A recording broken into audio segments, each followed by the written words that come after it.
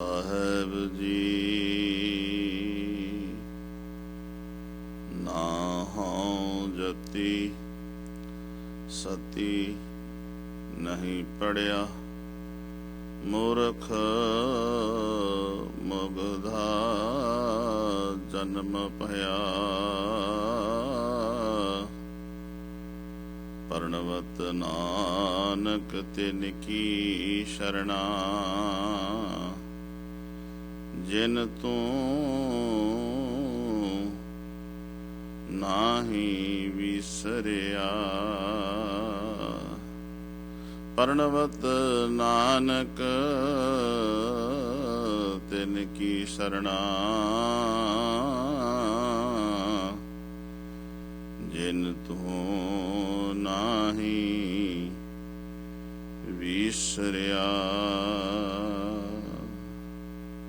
ਨਿਮਾਣਿਆਂ ਨੂੰ ਮਾਣ, ਬੇਸਮਝਾਂ ਨੂੰ ਸਮਝ, ਸੂਝ ਬੂਝ ਅੰਧਕਾਰ, ਮਨ ਦੇ ਹਨੇਰੇ ਨੂੰ ਦੂਰ ਕਰ। ਨਿਰੰਕਾਰ ਪਰਵਤਗਾਰ ਪਰਮੇਸ਼ਰ ਨਾਲ ਮਿਲਾਉਣ ਵਾਲੇ, ਸਾਂਝੇ ਰਾਹੇਵਰ ਮਨੁੱਖਤਾ ਦਾ ਭਲਾ ਕਰਨ ਵਾਲੇ ਧੰਨ ਧੰਨ ਸਾਹਿਬ ਸ੍ਰੀ ਗੁਰੂ ਗ੍ਰੰਥ ਸਾਹਿਬ ਮਹਾਰਾਜ। ਤਿਨਾਂ ਦੇ ਪਾਵਨ ਹਜ਼ੂਰੀ ਅੰਦਰ ਜਿੱਥੇ ਅਸੀਂ ਸਾਰੇ ਤਨ ਕਰਕੇ ਆਏ ਬੈਠੇ ਹਾਂ, ਗੁਰੂ ਅੱਗੇ ਅਰਦਾਸ ਕਰ ਲਈਏ, ਤਰਲਾ ਲਈਏ, ਪਾਤਸ਼ਾਹ ਕਿਤੇ ਮਨ ਦਾ ਟਿਕਾ ਬਣ ਜਾਏ। ਕਰੀਏ ਸੁਰਤੀਆਂ ਬਿਰਤੀਆਂ ਇਕਾਗਰ, ਬਣਾਈਏ ਰਸਨਾ ਨੂੰ ਸਫਲਾ, ਕੋਈ ਵੀ ਰਸਨਾ ਵਾਂਝੀ ਨਾ ਰਹਿ ਜਾਵੇ। ਵਾਹਿਗੁਰੂ ਜੀ ਕਾ ਖਾਲਸਾ, ਵਾਹਿਗੁਰੂ ਜੀ ਕੀ ਫਤਿਹ। ਅੱਜ ਦਾ ਪਾਵਨ ਹੁਕਮ ਜੋ ਆਪਾਂ ਕੀਰਤਨ ਰੂਪ ਵਿੱਚ ਗੁਰੂ ਕੇ ਕੀਰਤਨੀਆਂ ਪਾਸੋਂ ਸਰਵਣ ਕੀਤਾ, ਜਿਹਵਾ ਏਕ ਕਵਨ ਗੁਣ ਕਹੀਐ, ਇਸ ਨੂੰ ਆਧਾਰ ਬਣਾ ਕੇ ਗੁਰੂ ਕੇ ਕੀਰਤਨੀਏ ਕੀਰਤਨ ਕਰ ਰਹੇ ਸਨ। ਇੱਥੇ ਗੁਣ ਦੀ ਗੱਲ ਆਈ ਹੈ। ਅਗਲੀਆਂ ਪੰਕਤੀਆਂ ਵਿੱਚ ਅਲਪ ਮਤ ਦੀ ਗੱਲ ਆਈ ਹੈ। ਇੱਕ ਪਾਸੇ ਅਲਪ ਮਤ ਤੇ ਇੱਕ ਪਾਸੇ ਗੁਣ। ਜਿੱਥੇ ਅਲਪ ਮਤ ਹੋਵੇ, ਤੁਛ ਮਤ ਹੋਵੇ, ਥੋੜੀ ਮਤ ਹੋਵੇ, ਮਤ ਤੋਂ ਮਨੁੱਖ ਹੀਣਾ ਹੋਵੇ, ਗਿਆਨ ਤੋਂ ਹੀਣਾ ਬੇਸਮਝ ਹੋਵੇ, ਉਹ ਦਾਤੇ ਦੀ ਕੀ ਉਸਤਤ ਕਰ ਸਕਦਾ ਹੈ? ਗੁਣ ਤੋਂ ਭਾਵ ਹੈ ਉਸ ਮਾਲਕ ਦੀ ਵਡਿਆਈ ਕੀ ਕਰ ਸਕਦਾ ਹੈ? ਉਸ ਪ੍ਰਭੂ ਦੇ ਗੁਣਾਂ ਨੂੰ ਕਿਵੇਂ ਗਾ ਸਕਦਾ ਹੈ? ਉਸ ਦੀ ਕਾਇਨਾਤ ਕਿਵੇਂ ਵਸਾਈ ਹੈ, ਉਹ ਕਿਵੇਂ ਇਸ ਸ੍ਰਿਸ਼ਟੀ ਵਿੱਚ ਆਪ ਰਮਿਆ, ਉਹ ਸਾਰੀ ਨੂੰ ਕਿਵੇਂ ਚਲਾ ਰਿਹਾ ਹੈ, ਕੁਝ ਨਹੀਂ ਦੱਸਿਆ ਜਾ ਸਕਦਾ। ਹਾਂ, ਸਮੁੰਦਰ ਦੇ ਵਿੱਚ ਇੱਕ ਮਛਲੀ ਰਹਿੰਦੀ ਹੈ, ਜੇ ਉਹ ਚਾਹਵੇ ਕਿ ਉਸ ਦਾ ਅੰਤ ਪਾਵੇ, ਨਹੀਂ ਪਾ ਸਕਦੀ।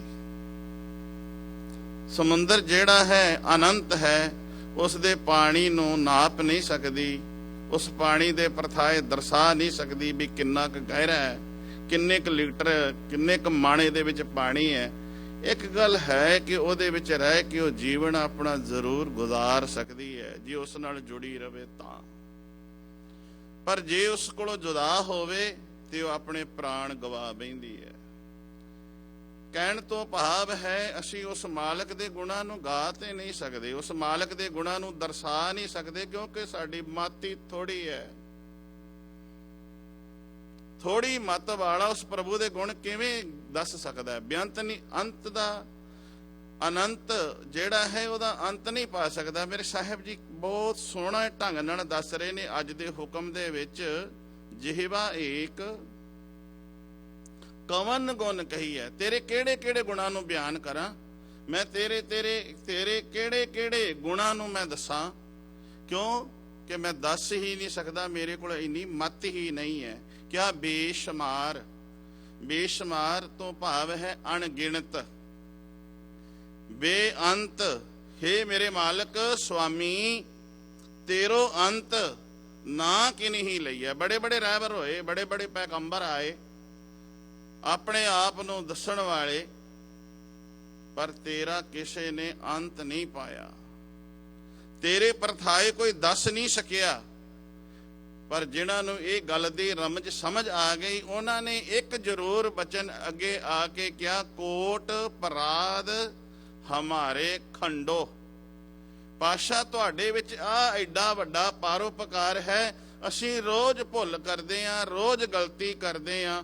ਕਰੋੜਾਂ ਅਪਰਾਧ, ਕੋਟ ਤੋਂ ਭਾਵ ਹੈ ਕਰੋੜਾਂ। ਅਪਰਾਧ ਦਾ ਅਰਥ ਅਗੇਤਰ ਲਾ ਦਿਓ, ਐੜਾ ਬਣ ਜਾਏਗਾ ਅਪਰਾਧ। ਅਪਰਾਧ ਦੇ ਕਰ ਦਿਓ ਪਾਪ, ਗੁਨਾਹ, ਔਗਣ। ਅਸੀਂ ਰੋਜ਼ ਕਰਦੇ ਆਂ, ਪਰ ਤੁਸੀਂ ਰੋਜ਼ ਸਾਨੂੰ ਸਮਝਾਉਂਦੇ ਹੋ। ਜਦੋਂ ਸਟੂਡੈਂਟ ਨੂੰ, ਬੱਚੇ ਨੂੰ ਟੀਚਰ ਪੜ੍ਹਾਵੇ, ਮਾਂ ਆਪਣੇ ਬੱਚੇ ਨੂੰ ਕੋਈ ਵਾਰ-ਵਾਰ ਦੱਸੇ ਗੱਲ, ਉਹਦੇ ਖਾਨੇ ਵਿੱਚ ਨਾ ਪਵੇ ਤੇ ਉਹਨੂੰ ਤਲਖੀ ਜਿਹੀ ਆ ਜਾਂਦੀ ਹੈ। ਦਿਲ ਮਿਲਾਉਣ ਲੱਗ ਪੈਂਦਾ ਸਮਝਾਉਣ ਵਾਲਾ ਵੀ ਮੈਂ ਇਹਨੂੰ ਇੱਕ ਗੱਲ ਕਿੰਨੀ ਵਾਰੀ ਸਮਝਾਈ ਹੈ, ਪਰ ਇਹਦੇ ਖਾਨੇ ਵਿੱਚ ਪੈਂਦੀ ਨਹੀਂ ਹੈ। ਇਹਦੇ ਅੰਦਰ ਕੀ ਭਰਿਆ ਹੋਇਆ ਹੈ, ਇਹਨੂੰ ਮੇਰੀ ਗੱਲ ਸਮਝ ਹੀ ਨਹੀਂ ਆਉਂਦੀ। ਪਰ ਗੁਰੂ ਗ੍ਰੰਥ ਸਾਹਿਬ ਮਹਾਰਾਜ ਜੀ ਦੇ 1430 ਅੰਗ ਸਾਨੂੰ, ਸਾਡਾ ਇੰਨੀ ਉਮਰ ਸਾਡੀ ਬਤੀਤ ਹੋ ਗਈ ਹੈ, ਸਾਨੂੰ ਸਾਤਸ਼ਾਹ ਰੋਜ਼ ਸਮਝਾਉਂਦੇ ਨੇ ਤੇ ਸਮਝਾਉਂਦਿਆਂ ਹੋਇਆਂ ਕਦੀ ਵੀ ਤਲਖੀ ਵਿੱਚ ਨਹੀਂ ਆਉਂਦੇ, ਕਦੀ ਵੀ ਤਲਖੀ ਵਿੱਚ ਨਹੀਂ ਆਉਂਦੇ। ਸਾਨੂੰ ਰੋਜ਼ ਸਮਝਾ ਰਹੇ ਨੇ, ਸਾਨੂੰ ਰੋਜ਼ ਅੰਧਕਾਰ ਵਿੱਚੋਂ ਕੱਢ ਕੇ ਨਿਰੰਕਾਰ ਵੱਲ ਲਿਜਾ ਰਹੇ ਨੇ, ਪਰ ਸਾਡੇ ਖਾਨੇ ਵਿੱਚ ਫਿਰ ਵੀ ਨਹੀਂ ਪੈਂਦੀ। ਪਰ ਜਿਨ੍ਹਾਂ ਦੇ ਪੈ ਗਈ, ਜਿਨ੍ਹਾਂ ਨੂੰ ਦਾਤੇ ਦੀ ਰਮਜ ਕੁਝ ਸਮਝ ਆਈ, ਉਹ ਕਹਿੰਦੇ ਨੇ ਤੁਮ ਦਾਤੇ। ਹੇ ਮੇਰੇ ਮਾਲਕ ਜੀ, ਤੁਸੀਂ ਸਾਨੂੰ ਦਾਤਾਂ ਦੇਣ ਵਾਲੇ ਹੋ, ਦਾਤੇ ਹੋ। ਹਰ ਸੁੱਖ ਸਾਨੂੰ, ਸਹੂਲਤਾਂ ਤੁਸੀਂ ਸਾਨੂੰ ਇਹ ਪ੍ਰੋਵਾਈਡ ਕਰਵਾਈਆਂ ਨੇ, ਸਾਰੀਆਂ ਸਹੂਲਤਾਂ ਤੁਸੀਂ ਦਿੱਤੀਆਂ ਨੇ। ਕਿਹਾ ਤੁਮ ਦਾਤੇ। ਠਾਕੁਰ ਦਾ ਅਰਥ ਕਰਾਂਗੇ ਪਰਮਾਤਮਾ। ਆਪਾਂ ਪੜ੍ਹਦਿਆਂ ਤੁਮ ਸ਼ਰਨਾਈ ਆਇਆ, ਉਤਰ ਗਇਓ ਮੇਰੇ ਮਨ ਕਾ ਸੰਸਾ, ਜਬ ਤੇ ਦਰਸ਼ਨ ਪਾਇਆ। ਠਾਕੁਰ ਪਹਿਲਾਂ ਆਇਆ, ਤੁਮ ਸ਼ਰਨਾਈ ਫਿਰ ਬਾਅਦ। ਇਹ ਠਾਕੁਰ ਤੋਂ ਭਾਵ ਹੈ ਗੁਰੂ ਪਰਮਾਤਮਾ ਵਾਹਿਗੁਰੂ। ਹੇ ਮੇਰੇ ਮਾਲਕ ਜੀ, ਤੁਸੀਂ ਸਾਨੂੰ ਦਾਤਾਂ ਦੇਣ ਵਾਲੇ ਦਾਤੇ ਹੋ। ਪ੍ਰਤਪਾਲਕ ਤੋਂ ਭਾਵ ਹੈ ਸਾਡੀ ਪਾਲਣਾ ਕਰਦੇ ਹੋ। ਨਾਇਕ ਦਾ ਅਰਥ ਕਰਾਂਗੇ ਸਾਨੂੰ ਅਗਵਾਈ ਕਰ ਰਹੇ ਹੋ, ਆਗੂ ਬਣ ਕੇ। ਸਾਨੂੰ ਕੋਈ ਅਗਵਾ ਕਰਕੇ ਨਾ ਲੈ ਜਾਵੇ ਤਾਂ ਸਾਡੀ ਅਗਵਾਈ ਕਰਦੇ ਹੋ, ਤੁਸੀਂ ਨਾਇਕ ਹੋ। ਖਸਮ, ਖਸਮ ਤੁਸੀਂ ਕਿਵੇਂ ਜੇ ਹੋ? ਕਹੋ ਕਬੀਰ ਅੱਖਰ ਦੋਏ ਭਾਖ, ਕਿਆ ਹੋਏਗਾ ਖਸਮ ਤਾਂ ਲਏਗਾ ਰਾਖ। ਜੇ ਸਾਡਾ ਖਸਮ ਹੋਏਗਾ ਤੇ ਸਾਨੂੰ ਰੱਖ ਲਏਗਾ, ਤੇ ਜਿਨ੍ਹਾਂ ਦਾ ਖਸਮ ਸਿਰ ਤੇ ਹੋਵੇ ਨਾ, ਉਹਨਾਂ ਨੂੰ ਉਹ ਰੱਖ ਲੈਂਦਾ ਹੈ। ਨੇ ਖਸਮੀਆਂ ਜਿੰਦੜੀਆਂ ਨੂੰ ਕੋਈ ਵੀ ਲਤਾੜ ਦਿੰਦਾ ਹੈ, ਤੇ ਕੋਈ ਵੀ ਲਤਾੜਨ ਵਾਲਾ ਆ ਜਾਂਦਾ ਹੈ। ਜਿਨ੍ਹਾਂ ਦਾ ਮਾਲਕ ਖਸਮ ਸਿਰ ਤੇ ਹੋਵੇ ਤੇ ਉਹ ਉਹਨਾਂ ਨੂੰ ਰੱਖ ਲੈਂਦਾ। ਭਗਤ ਕਬੀਰ ਜੀ ਨੇ ਕਿਹਾ ਹੋਏਗਾ ਖਸਮ ਤਾਂ ਲਏਗਾ ਰਾਖ। ਜਦੋਂ ਸਮਾਂ ਸੀ ਨਾ, ਇਹੋ ਜਿਹਾ ਭਿਆਨਕ ਸਮਾਂ ਆਇਆ, ਮੈਂ ਇਸ ਤੁਕਾਂ ਦੇ ਨਾਲ ਜਿਹੜਾ ਅੱਜ 84 1984 ਦਾ ਅਸੀਂ ਸਾਕਾ ਲੈ ਰਹੇ ਹਾਂ, ਇਸ ਪਾਸੇ ਲੈ ਕੇ ਜਾਣਾ ਹੈ। ਕਿਆ ਨਾਨਕ ਪ੍ਰਸਤਾਂ ਵਾਹ ਕਤਲ ਰਸ ਨੰਦ। ਸਮਾਂ ਇਹੋ ਜਿਹਾ ਆਇਆ ਸੀ ਕਿ ਜਿਹੜੇ ਨਾਨਕ ਪ੍ਰਸਤ ਨੇ, ਮੀਨਸ ਜਿਹੜੇ ਗੁਰੂ ਨਾਨਕ ਨੂੰ ਮੰਨਣ ਵਾਲੇ ਨੇ, ਖਾਨ ਬਹਾਦਰ ਜ਼ਕਰੀਆ ਖਾਨ ਨੇ ਇਹ ਗੱਲ ਕਹਿ ਦਿੱਤੀ ਕਿ ਜਿੱਥੇ ਵੀ ਉਹ ਮਿਲੇ ਉਸ ਨੂੰ ਕਤਲ ਕਰ ਦਿੱਤਾ ਜਾਵੇ। ਤੁਮ ਦਾਤੇ ਠਾकुर ਪ੍ਰਤਪਾਲਕ ਕਿਆ ਨਾਇਕ, ਖਸਮ ਹਮਾਰੇ ਨਿਮਖ ਨਿਮਖ ਤੁਮ ਹੀ ਪ੍ਰਤਪਾਲੋ, ਹਮ ਬਾਰਿਕ ਤੁਮਰੇ ਤਾਰੇ। ਹੁਣ ਜਿਹੜੇ ਉਹ ਕਹਿੰਦੇ ਨੇ ਇਹ ਦਾਤਾ ਅਸੀਂ ਤੇਰੇ ਬਣਾਏ ਹੋਏ ਆ, ਅਸੀਂ ਤੇਰੇ ਪੈਦਾ ਕੀਤੇ ਹੋਏ ਆ, ਧਾਰੇ ਤੋਂ ਭਾਵ ਅਸੀਂ ਤੇਰੇ ਆਸਰੇ ਹੀ ਜਿੰਦੇ ਆ। ਉਹ ਫਿਰ ਕਿਸੇ ਦਾ ਆਸਰਾ ਨਹੀਂ ਲੈਂਦੇ, ਇੱਕ ਆਪਣੇ ਮਾਲਕ ਦੇ ਆਸਰੇ ਜਿੰਦੇ ਨੇ। ਮੈਂ ਗੱਲ ਇਸ ਪਾਸੇ ਲਿਆਉਣੀ ਹੈ ਕਿ ਨਾਨਕ ਪ੍ਰਸਤਾਂ ਵਾਹ ਕਤਲ ਰਸ ਨੰਦ। ਨਾਨਕ ਪ੍ਰਸਤੀ ਭਾਵ ਜਿਹੜੇ ਗੁਰੂ ਨਾਨਕ ਦੇ ਸਿੱਖ ਨੇ, ਖਾਨ ਬਹਾਦਰ ਜ਼ਕਰੀਆ ਖਾਨ ਨੇ ਅਨਾਉਂਸ ਕਰ ਦਿੱਤੀ ਸੀ ਜਿੱਥੇ ਮਿਲੇ ਉਹਨਾਂ ਦਾ ਕਤਲ ਕਰ ਦਿੱਤਾ ਜਾਏ। ਪਰ ਉਹਨਾਂ ਦਾ ਦ੍ਰਿੜ ਵਿਸ਼ਵਾਸ ਤੇ ਉਹਨਾਂ ਦਾ ਭਰੋਸਾ ਤੁਕਾਂ ਨਾਲ ਵੇਖਣਾ, ਗੁਰਬਾਣੀ ਦੀ ਰੋਸ਼ਨੀ ਵਿੱਚ ਆਪਾਂ ਵੇਖਣਾ ਹੈ। ਉਹ ਕਈ ਕਹਿੰਦੇ ਨੇ ਨਿਮਖ ਨਿਮਖ ਤੁਮ ਹੀ ਪ੍ਰਤਪਾਲੋ। ਹੇ ਦਾਤਾ ਜੀ, ਇੱਕ ਅੱਖ ਦਾ ਝਮਕਣ ਜਿਤਨਾ ਸਮਾਂ ਵੀ ਤੁਸੀਂ ਸਾਨੂੰ ਵਿਸਾਰਦੇ ਨਹੀਂ, ਭੁਲਾਉਂਦੇ ਨਹੀਂ।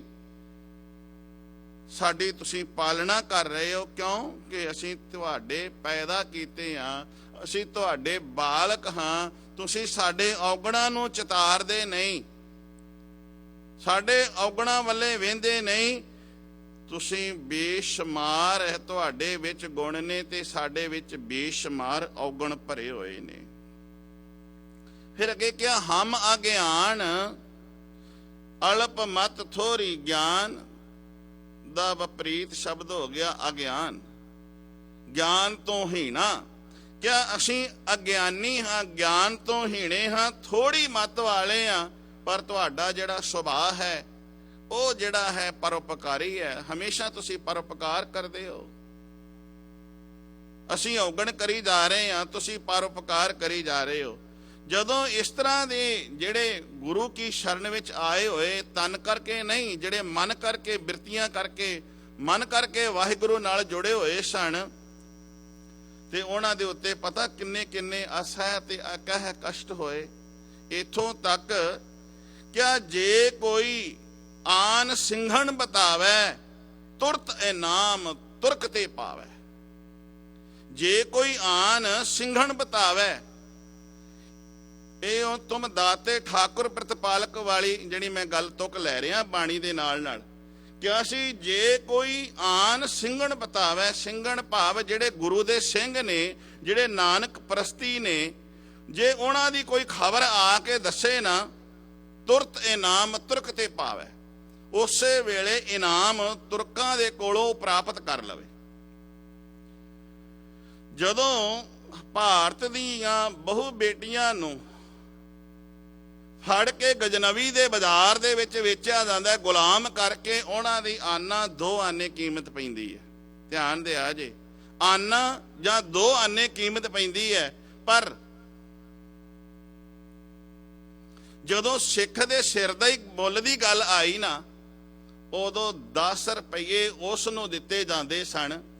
ਸਾਡੇ ਸਰੋਤਾਂ ਨੇ ਕਿਹਾ ਹੈ ਕਿ ਜਿਹੜਾ ਕੋਈ ਆ ਕੇ ਦੱਸਦਾ ਸੀ ਵੀ ਫਲਾਣੀ ਥਾਂ ਤੇ ਗੁਰੂ ਨਾਨਕ ਦਾ ਸਿੱਖ ਹੈ, ਉਹਨੂੰ 10 ਰੁਪਏ ਦਿੱਤੇ ਜਾਂਦੇ ਸਨ।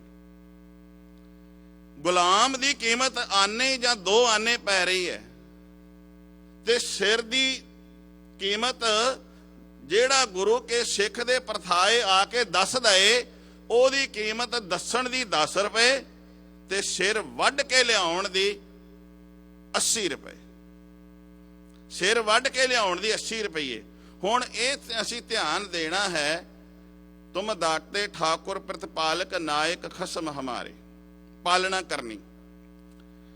ਉਸ ਸਮੇਂ ਹੁਣ ਜਿਹੜੇ ਇਹਨਾਂ ਇਸ ਗੱਲ ਨੂੰ ਸਮਝਦੇ ਸਨ, ਉਹ ਤੇ ਗੁਰੂ ਤੋਂ ਬੇਮੁਖ ਨਹੀਂ ਹੋਏ, ਪਰ ਜਿਹੜੇ ਇਸ ਗੱਲ ਨੂੰ ਧਿਆਨ ਵਿੱਚ ਲੈ ਕੇ ਆਏ ਵੀ ਇਦੋਂ ਕਮਾਈ ਦਾ ਜਰੀਆ ਹੋਰ ਚੰਗਾ ਕਿਹੜਾ ਹੈਗਾ, ਇੱਕ ਦੱਸਣ ਦੇ ਕਾਰਨ, ਇੱਕ ਦੱਸ ਦਈਏ ਵੀ ਫਲਾਣੀ ਥਾਂ ਤੇ ਗੁਰੂ ਨਾਨਕ ਦਾ ਸਿੱਖ ਰਹਿੰਦਾ ਹੈ ਤੇ 10 ਰੁਪਏ ਮਿਲ ਜਾਣਗੇ। ਉਦੋਂ 10 ਰੁਪਈਆਂ ਦੀ ਕੀਮਤ ਕਿੰਨੀ ਸੀ?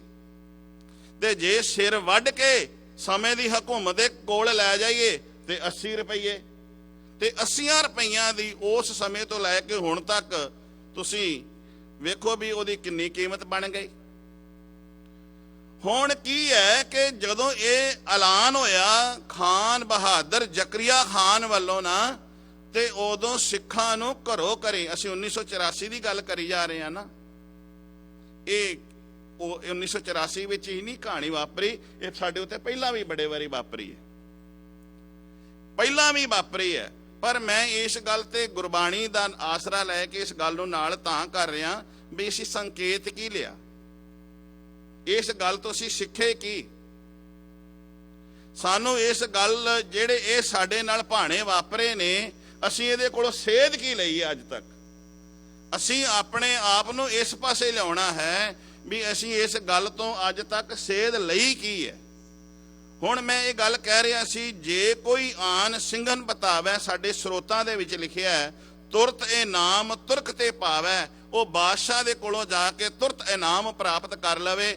ਸਿਰ ਵੱਢ ਕੇ ਲਿਆਵੇਗਾ ਤੇ 80 ਰੁਪਏ, ਜੇ ਕੋਈ ਦੱਸੇਗਾ ਤੇ 10 ਰੁਪਏ।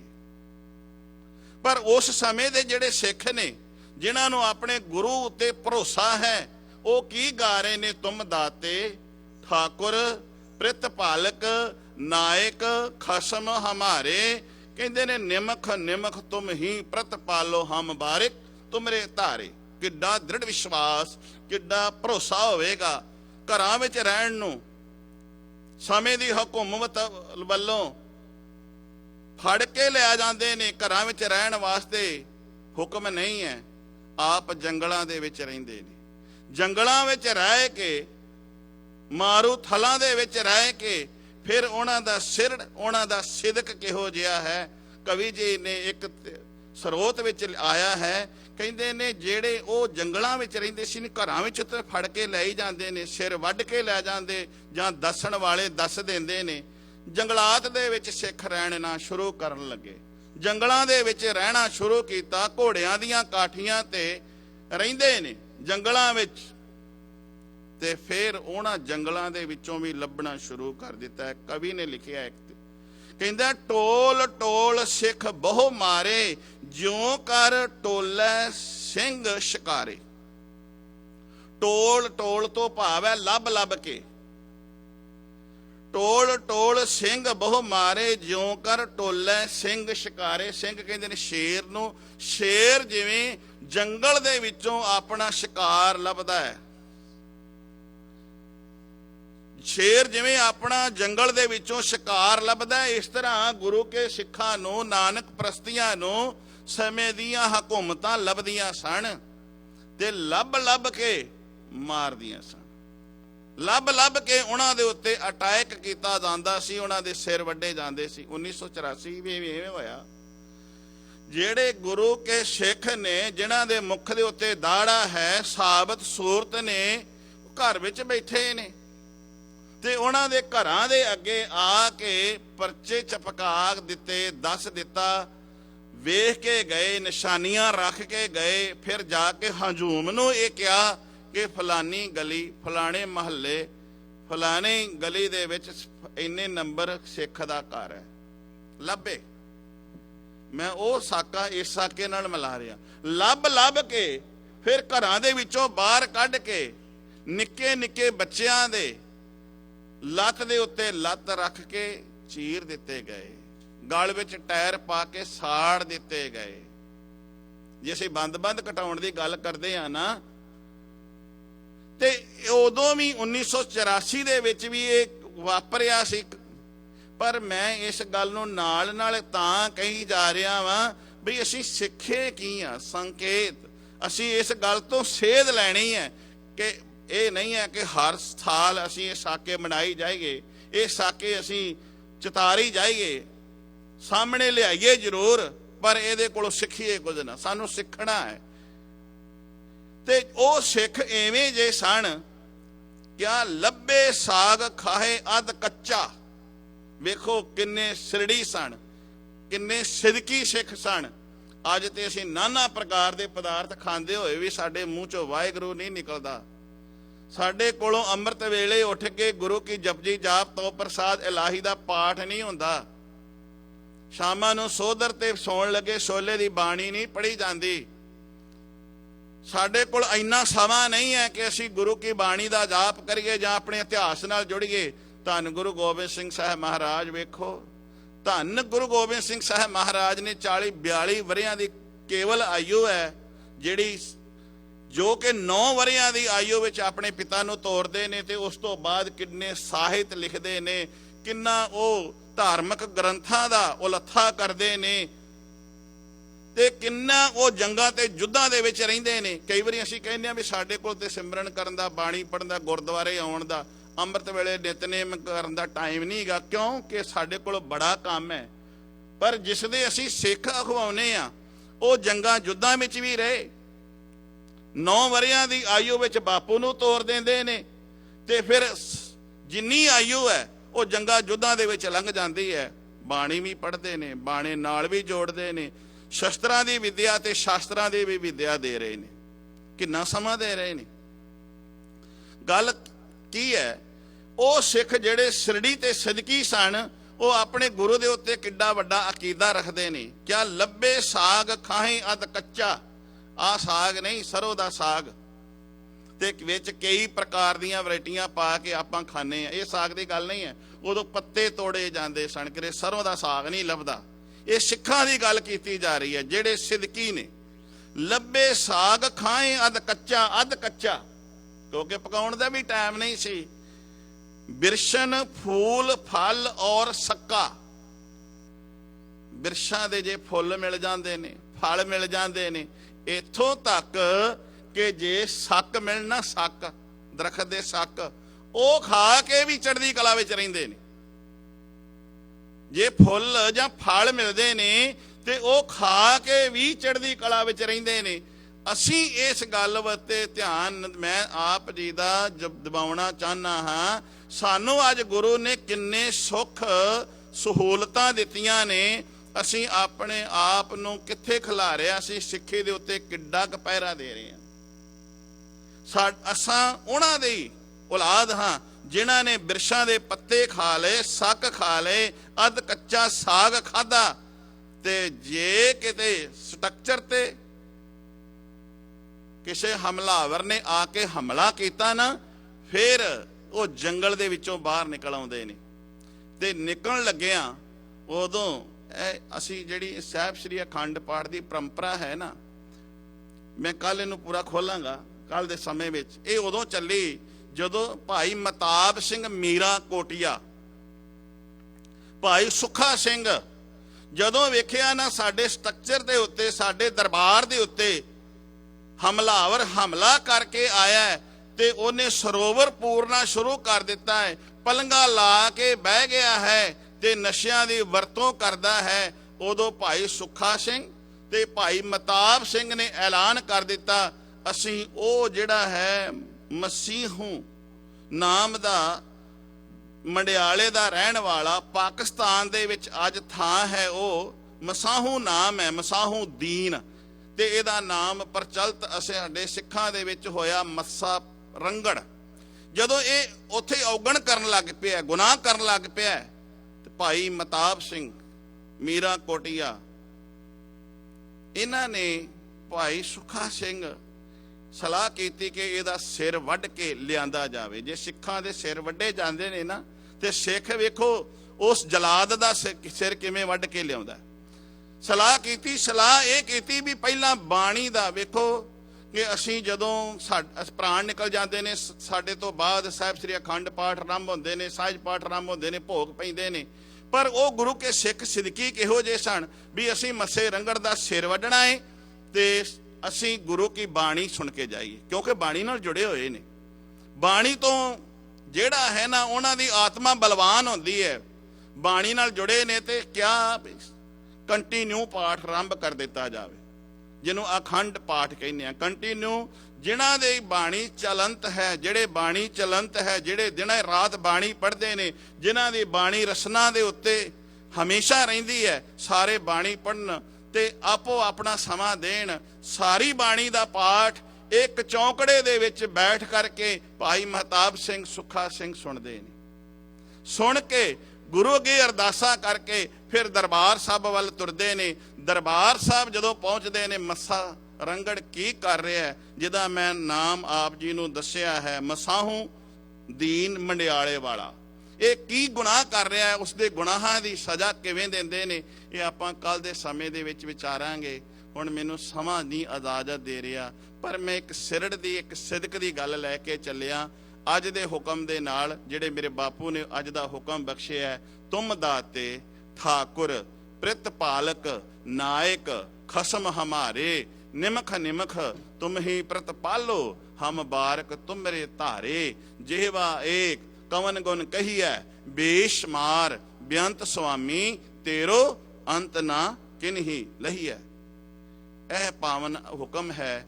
ਆਓ ਹੁਣ ਰਸਨਾ ਨੂੰ ਸਾਰੇ ਸਫਲਾ ਕਰੋ। ਇਹ ਜਿਹੜਾ ਇਤਿਹਾਸ ਹੈ ਇਸੇ ਤਰ੍ਹਾਂ ਲੜੀਵਾਰ ਅੱਗੇ ਚੱਲਦਾ ਰਹੇਗਾ। ਜਿਹੜੇ ਗੁਰੂ ਕੇ ਪਾਵਨ ਬਚਨ ਨੇ ਆਪਣੇ ਹਿਰਦੇ ਵਿੱਚ ਵਸਾਇਆ ਜੇ, ਤੇ ਇਹ ਜਿਹੜੇ ਸਾਡੇ ਵੱਡੇ ਵਡੇਰੇ ਸਿਰੜੀ ਸਿੱਖ, ਸਿਦਕੀ ਸਿੱਖ ਹੋਏ ਨੇ, ਉਹਨਾਂ ਦੇ ਪਾਏ ਹੋਏ ਪੂਰਨਿਆਂ ਤੇ ਆਪਾਂ ਵੀ ਤੁਰਨ ਦੀ ਕੋਸ਼ਿਸ਼ ਕਰੀਏ। ਵਾਹਿਗੁਰੂ ਜੀ ਕਾ ਖਾਲਸਾ, ਵਾਹਿਗੁਰੂ ਜੀ ਕੀ ਫਤਿਹ।